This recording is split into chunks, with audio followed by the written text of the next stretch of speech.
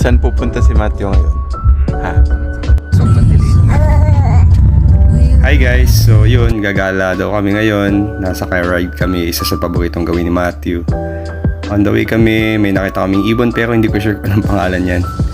And then nakarating kami dito sa punta namin, lakad-lakad lang. First time namin siyang dalhin dito. So nag-window shopping lang din kami. And ayun, nakakita kami ng parang time zone dito. Johnny Rockets yung pangalan. Mga bata pinagbuksan kami.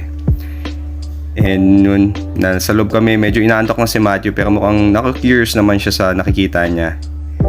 Nagtingin-tingin lang din kami dito sa loob kung ano pa yung mga ibang games na meron. Yan, tinuturuan ko na si Matthew paano maglaro.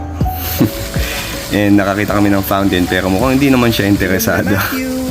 Overall, nag-enjoy naman kami sa gala namin ngayon. So next time ulit guys, salamat sa panonood.